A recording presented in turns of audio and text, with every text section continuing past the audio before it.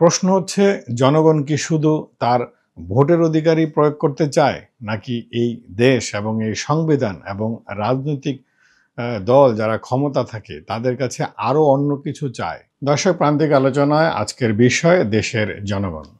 এই দেশের জনগণ এমন একটা জিনিস, ঠিক আলুর মতো।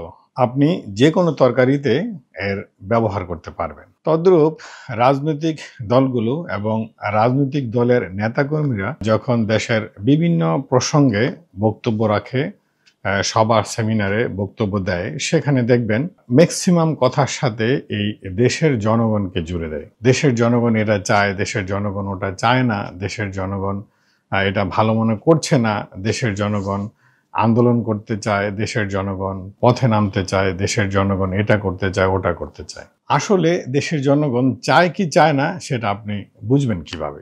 আসলে আমরা গত 53 বছর ধরে যা দেখেছি, দেশের জনগণ যা চায় অথবা দেশের জনগণ যেটা পেতে চায়, তাকে আসলে সরকার দিতে পেরেছে অথবা জনগণ কি আদায় করে নিতে পেরেছে? মোটেও পারেনি। এই রাজনৈতিক দলগুলো এই জনগণকে প্রয়োজনে ব্যবহার করবে, আবার প্রয়োজন ফুরিয়ে গেলে তাদেরকে ছুঁড়ে ফেলে দেবে। প্রয়োজনে তাদের ঝুড়িতে ঢুকাবে, আবার প্রয়োজনে তাদেরকে বাক্সবন্দী করেও রাখতে পারে।